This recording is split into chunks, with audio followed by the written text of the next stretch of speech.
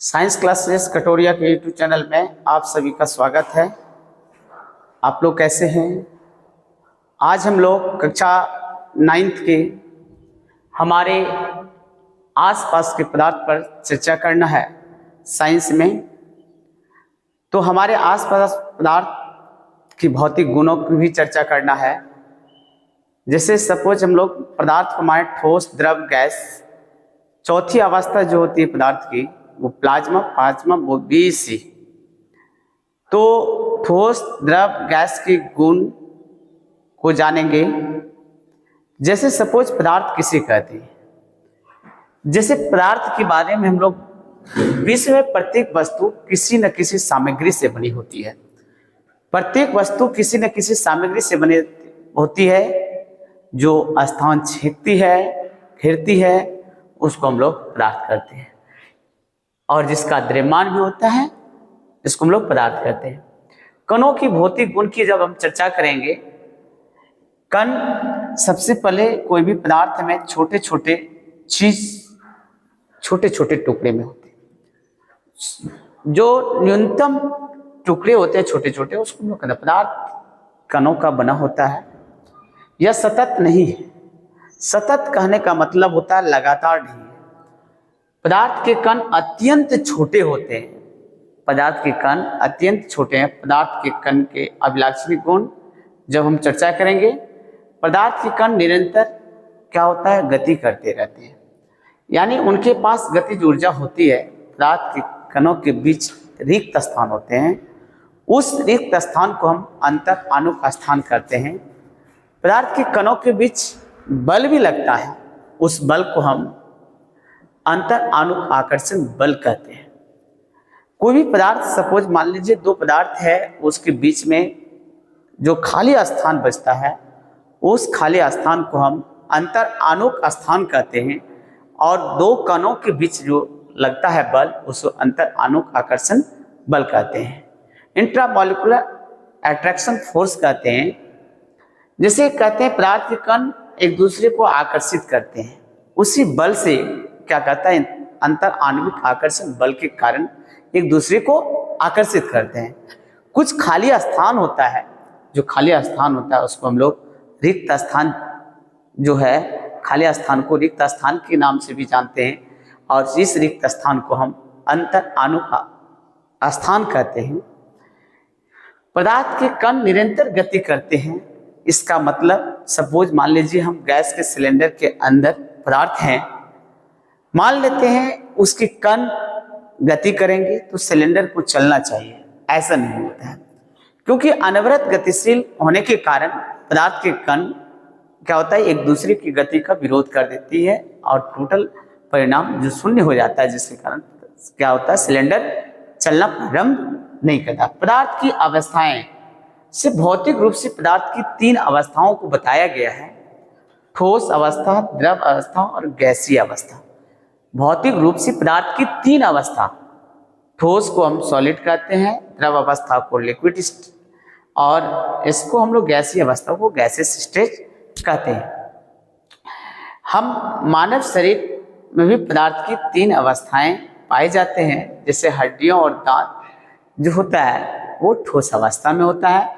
Blood, रक्त और जल जो होता है ये द्रव अवस्था में रहते हैं। रक्त और जल हमारा द्रव अवस्था में रहते हैं। ये हड्डियां और दांत जो होता है ठोस अवस्था में, ब्लड यानी रक्त और ये जल द्रव अवस्था में होते हैं। फेफड़ों में जो हवा होती है वो गैसीय अवस्था में होती है। अब जब हवा की बात करें हम, हवा जो होता है वो गैसों का मिश्रण होता है, इसलिए हवा गैसीय अवस्था में। पदार्थ की जो अवस्थाएं हैं हमने बात किया, ठोस, द्रव और गैस अवस्था।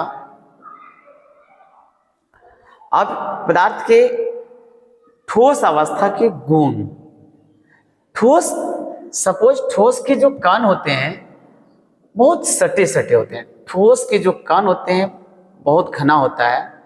सपोज ठोस के कण जो होते हैं ये बहुत घना होता है ठोस के, जबकि द्रव में ये कणों के बीच की जो दूरियां होती है, ये ठोस की अगर हम कण समझते हैं द्रव में कुछ दूरियां ज़्यादा होती है द्रव के कणों के बीच, और ये दूरियां द्रव के कण को दिखा रहा है। इसके बीच में देखिए रिक्त स्थान है। इसी स्थान को हमने कहा था आपको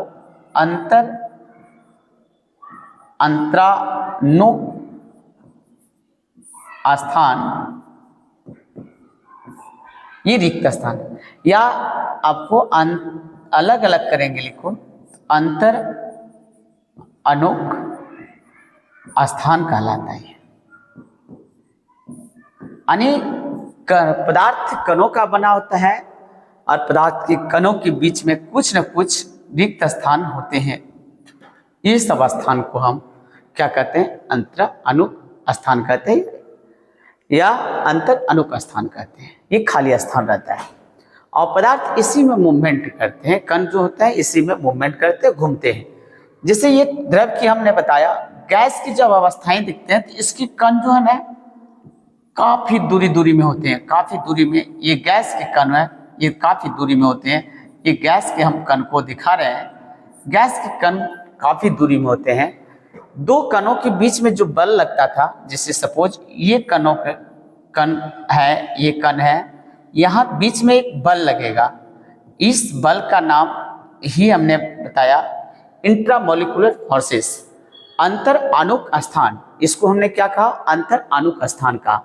ये बल लगा, इसको हम लोग अंतर आणुक स्थान के बीच में कणों के बीच लगता अंतर आणविक बल कहते हैं। अंतर आणविक बल, या इसको हम लोग ऐसे लिख सकते हैं, या बल लगा, इस बल का नाम अंतरानुक आकर्षण बल भी कहते हैं। ये आपको समझना होगा। ये कणों के बीच लगने वाले बल होते हैं, ये कणों के बीच लगने वाले बल होते हैं। ये बल कणों के बीच लगने वाले बल जो होते हैं वह अंतर आणविक आकर्षण बल या अंतरानुक आकर्षण बल कहते हैं। गैस के जो कण के बारे में हमने चर्चा किया, देखें गैस के जो कण हैं काफी दूर होते हैं। गैस के कण काफी दूरी में होते हैं, जबकि द्रव का कण थोड़ा कम दूरी, जबकि यही ठोस के जो कण होते हैं काफी सटे होते हैं। इस प्रकार से हम लोग ठोस, द्रव और गैस की अवस्थाओं के बारे में जाने। अब ठोस के गुण कहते हैं, ठोस अवस्था यानी ठोस पदार्थ के गुण। इसको हम लोग ठोस पदार्थ के गुण कर सकते हैं, द्रव अवस्था के गुण, या हम लोग इसको हम लोग ठोस पदार्थ के गुण भी कहते हैं। ये गुण दिखाया गया है, ये ठोस के गुण भी हम कहते हैं। ठोस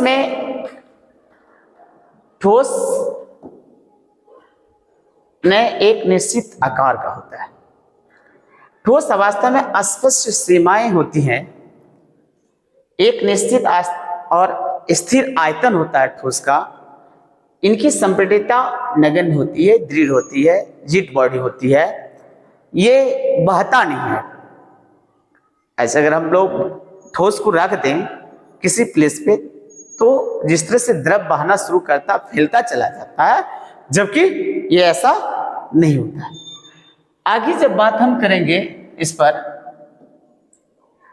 द्रव अवस्था के गुण या द्रव पदार्थ के गुण। अवस्था और पदार्थ में, अवस्था मतलब उसकी अवस्था को बताता है। यहाँ हम लोग इसको द्रव पदार्थ के गुण भी लिख सकते हैं, द्रव पदार्थ के गुण भी लिख सकते हैं। द्रव तरल होते हैं, उनमें बहाव होता है। जैसे मैंने पहले बात किया कि द्रव को अगर हम जमीन पे छोड़ देंगे तो बह करके फैल जाएगा, तो बहाव होता है। द्रव का कोई स्थिर आकार नहीं होता है। द्रव जिस बर्तन में हम रख देते हैं उसी का आकार ग्रहण कर लेता है, इसलिए उसका निश्चित आकार नहीं होता है, वे बर्तन का आकार ले लेते हैं। जैसे मैंने बात कर, द्रव का एक निश्चित आयतन होता है, आयतन निश्चित होता है, द्रवों में बहुत कम संपीड़न होता है, यहाँ ये नहीं होगा संपीड़न, ऐसे संपीड़न होता है। अब हम लोग गैसीय अवस्था या गैस पदार्थ के गुण जानेंगे। गैस के गुण भी हम लोग जान सकते हैं, गैस के गुण जानते हैं, गैस के गुण क्या कहता है। अब गैस के गुण जो होगा, गैसों में बहाव होता है। सिर्फ गैसों में जो गैस के कण होते हैं ना, बहुत दूरी में होते हैं। अगर हम खुली वातावरण में गैस को छोड़ दें तो वायुमंडल में चला जाता है, यानी तेजी से। इसलिए गैसों को सिलेंडर में रखा जाता है और उसके ऊपर एक दाब डालने के लिए ढक्कन लगाया जाता है ताकि गैसों का लीकेज ना हो सके। और गैसों में संपीड़न अधिक होता है, गैसों में की कोई निश्चित सीमाएं नहीं होती है, और गैसों में कोई निश्चित आकार नहीं होता और इसका आयतन भी निश्चित नहीं होता है।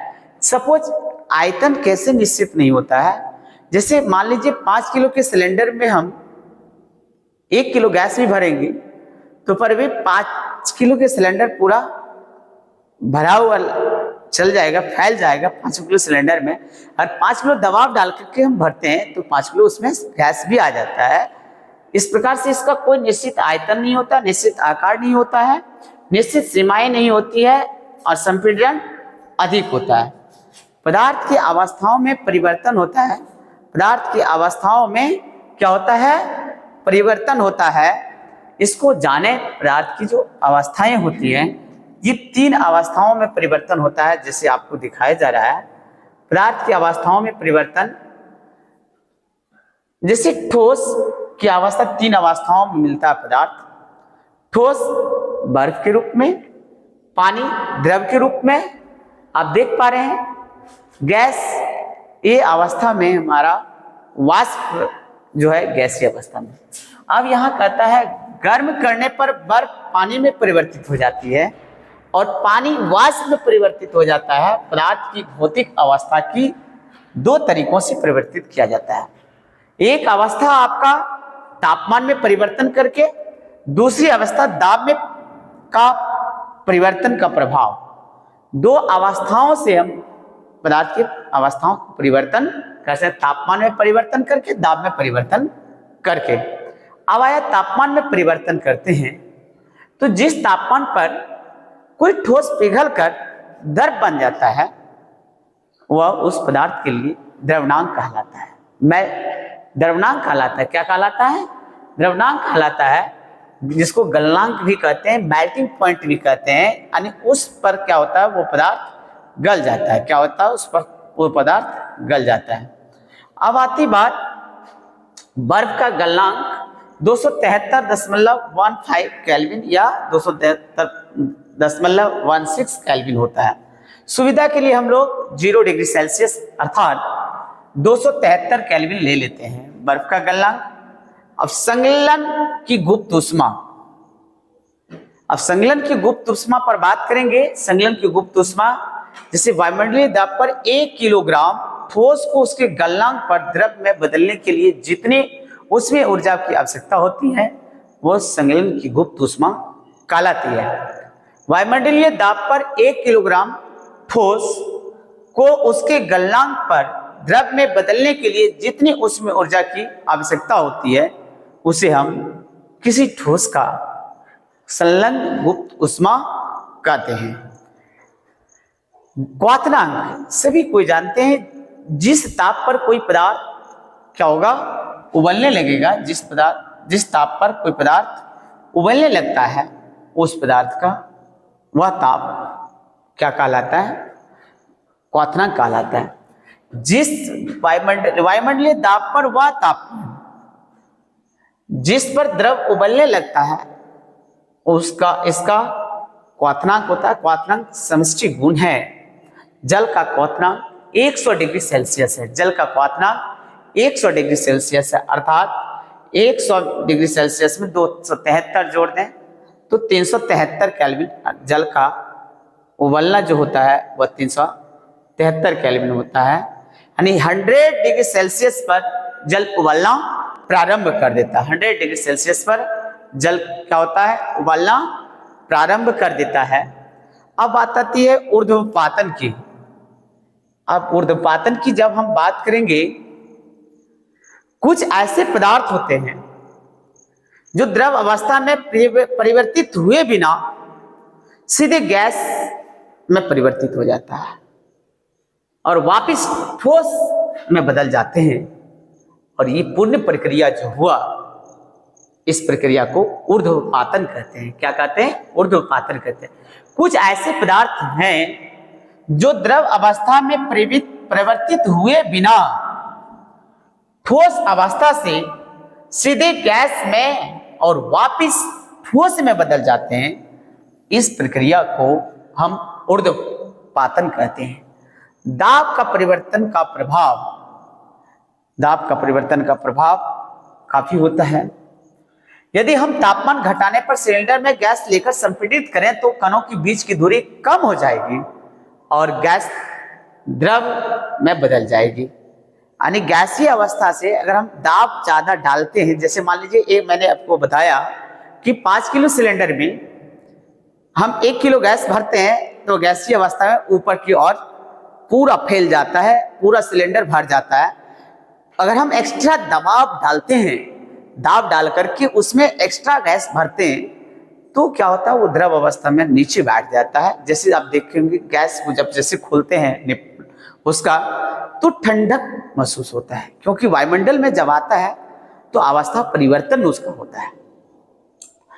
तो दाब बढ़ाना, तापमान घटाना, गैस को द्रव में बदलना होता है। दाब बढ़ाना, तापमान घटाना, गैस को द्रव में बदलना, और ज्यादा दाब बढ़ाने से गैस के कण नजदीक आ जाते हैं और सिलेंडर में जितना आवश्यकता का भरना होता है आप लोग को, वो सिलेंडर के हिसाब से हम लोग गैस को फिल कर देते हैं। देखिए, बिना द्रव अवस्था में बदले इसके लिए दाब को घटाकर हम 1 एटमॉस्फेयर तक करते हैं। कहाँ करते हैं? 1 एटमॉस्फेयर तक करना होता है। जैसे ड्राई हम लोग कहते हैं ड्राई आइस जो होता है कार्बन डाइऑक्साइड को बोला जाता है। शुष्क बर्फ किसको बोला जाता है? कार्बन डाइऑक्साइड को बोला जाता है। अब आया वाष्पीकरण। वाष्पीकरण को समझना होगा, यानी समझिए कोई भी द्रव वाष्पन प्रक्रिया में बदलता है। कहता है एक ऐसी सतह ही प्रक्रिया जिसमें द्रव पदार्थों में सतह के कण क्वथनांक से नीचे किसी भी तापमान पर वाष्प में बदलने लगते हैं, ऐसी पूरी प्रक्रिया को वाष्पन कहते हैं। एक ऐसी सतही प्रक्रिया जिसमें द्रव पदार्थों में सतह के कण क्वथनांक से नीचे किसी भी तापमान पर वाष्प में बदलने लगते हैं, ऐसी प्रक्रिया को वाष्पीकरण कहते हैं। वाष्पीकरण को प्रभावित करने वाले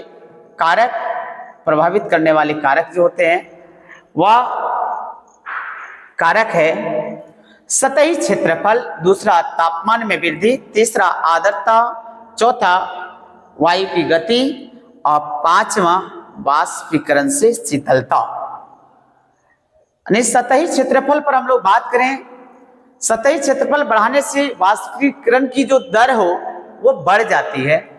फिर लिखता है तापमान में वृद्धि, तापमान बढ़ाने से वाष्पीकरण की दर बढ़ जाती है क्योंकि पदार्थ के कणों की गतिज ऊर्जा बढ़ जाती है। गतिज ऊर्जा बढ़ने के कारण से वाष्पीकरण की दर जो होता है वो बढ़ जाती है। आर्द्रता, अगर हवा में आर्द्रता है तो वाष्पीकरण की दर घटेंगे। आर्द्रता मीन्स नमी आ जाती है, हवा में नमी होती है। हवा में नमी होगा तो हमें ठंडक महसूस होता है। तो वायु की गति अगर वायु की गति बढ़ती है तो वाष्पीकरण की दर बढ़ जाती है। कारण क्यों होती है? वाष्पीकरण की दर बढ़ेगी। फिर वाष्पीकरण से शीतलता, हमने वाष्पीकरण का भी तुरंत बताया कि ठंडक। वाष्पीकरण प्रक्रिया के दौरान लुप्त हुई ऊर्जा को पुनः प्राप्त करने के लिए द्रव के कण अपने आसपास के वातावरण से ऊर्जा अवशोषित कर लेते हैं। इस अवशोषण के कारण वातावरण शीतल हो जाता है, यानी ठंडा हो जाता है। यही कारण से हम लोग को पृथक्करण की क्रिया के फलस्वरूप हमें ठंडक महसूस होता है। अगर चैनल अच्छा लगा है तो सब्सक्राइब करेंगे साइंस क्लासेस कटोरिया को। धन्यवाद।